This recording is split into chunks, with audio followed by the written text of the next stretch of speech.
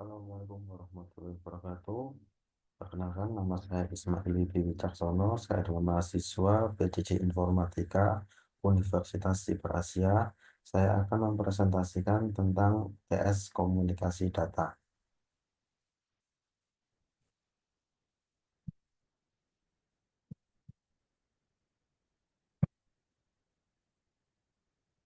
Prinsip dasar komunikasi data dalam jaringan komputer.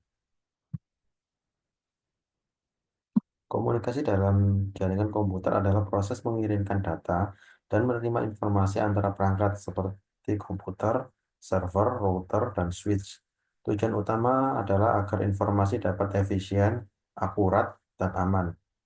Agar komunikasi ini berjalan lancar, dibutuhkan yaitu satu, protokol komunikasi seperti TCP, kemudian media transmisi seperti kabel UTP, serat optik atau gelombang radio untuk WiFi, kemudian pengalamatan agar data tahu di mana harus dikirim, misalnya IP address, sinkronasi antara pengirim dan penerima agar data tidak bentrok atau tumpang tindih. Bayangkan seperti kita mengirim surat pos, ada pengirim, yaitu pengirim, sender, kemudian ada media transmisi, kemudian ada penerima. Agar komunikasi berhasil, diperlukan protokol yaitu tadi TCP/IP, sinkronasi, encoding dan decoding data, dan pengalamatan. Cara kerja komputer berdasarkan OSI layer. Dalam komunikasi data, kita mengenal ada OSI layer, yaitu model OSI, Open System Interconnection, adalah kerangka kerja standar internasional yang membagi proses komunikasi jaringan menjadi 7 lapisan. Tujuannya agar komunikasi bisa dilakukan secara terstruktur dan terstandarisasi. Ketika kita mengirim data dan melewati 7 lapisan ini dari atas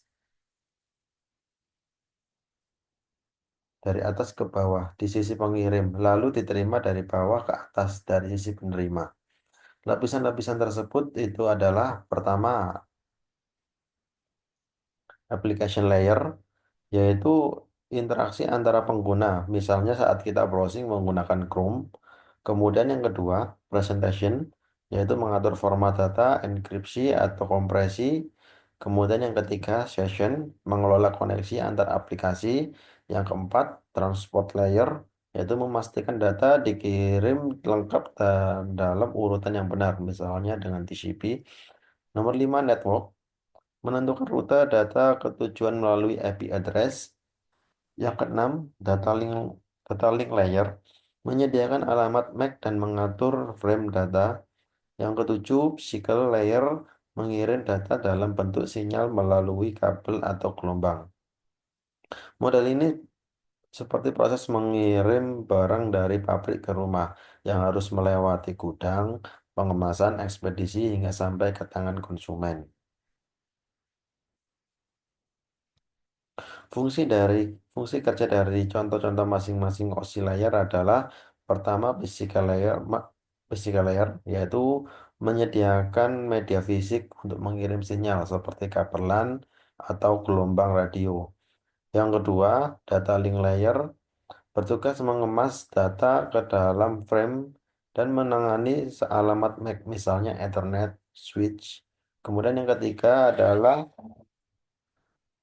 network layer, menentukan rute data berdasarkan IP, contoh router dan protokol IP. Yang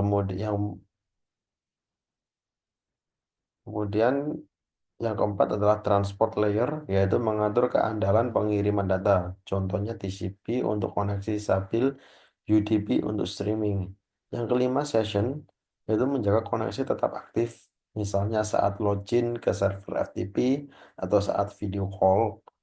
Yang keenam, presentation layer, yaitu mengatur bagaimana data ditampilkan, misalnya mengubah file menjadi format JPEG atau melakukan enkripsi dengan SSL.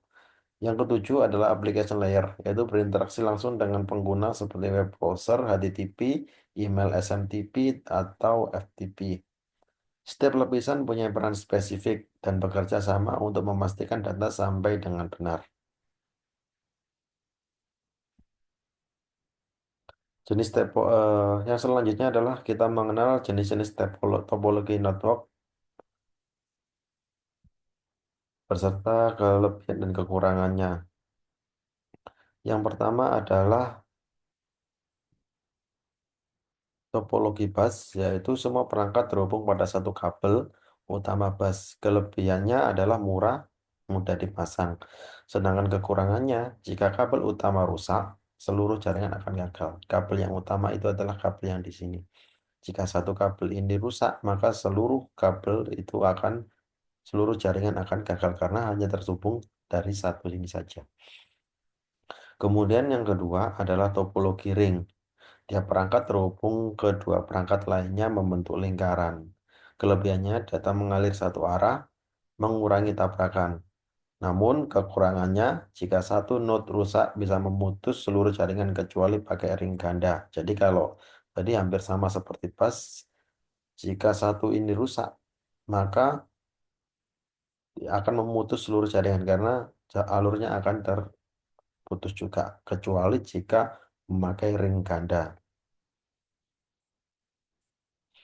Kemudian topologi star, yaitu semua perangkat terhubung satu pusat switch atau hub. Jadi semuanya itu terhubung satu pusat ini. Kelebihannya mudah dikelola.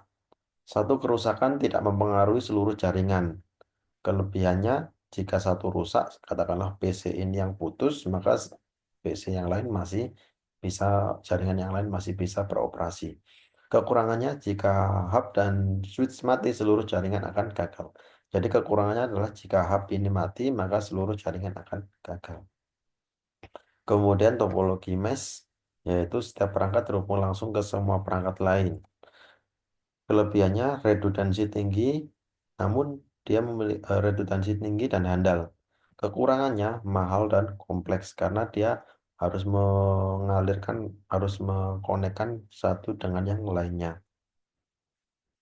Kemudian yang selanjutnya adalah yang kelima adalah topologi tree, yaitu gabungan dari topologi star dan bus.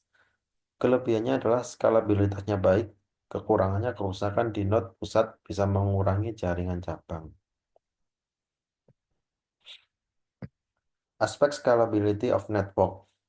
Scalability dalam jaringan adalah kemampuan jaringan untuk berkembang dan menangani peningkatan beban kerja tanpa kehilangan performa. Contoh, jika sebuah perusahaan berkembang dari 10 menjadi 100 komputer, jaringan harus mampu mengakomodasi tambahan perangkat. Atau jika jumlah pengguna internet meningkat, bandwidth perlu ditingkatkan.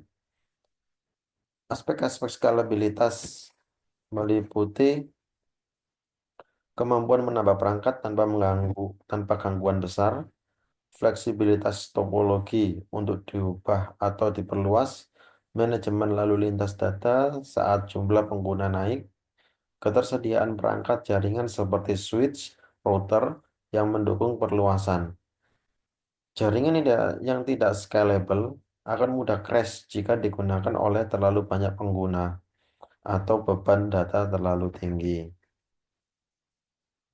Kalau contoh lain adalah jaringan kampus yang awalnya hanya untuk 100, kemudian ditingkatkan untuk ribuan pengguna tanpa harus mengganti seluruh sistem.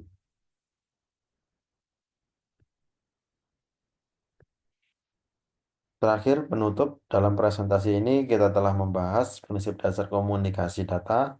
Yang kedua adalah cara kerja jaringan berdasarkan model OSI. Yang ketiga adalah fungsi masing-masing layer. Yang keempat adalah topologi jaringan beserta kelebihan dan kekurangannya.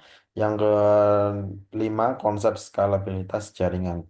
Semua konsep ini sangat penting agar kita bisa membangun jaringan yang efisien, handal, dan siap berkembang di masa depan. Sekian dari saya akhiri. Wassalamualaikum warahmatullahi wabarakatuh.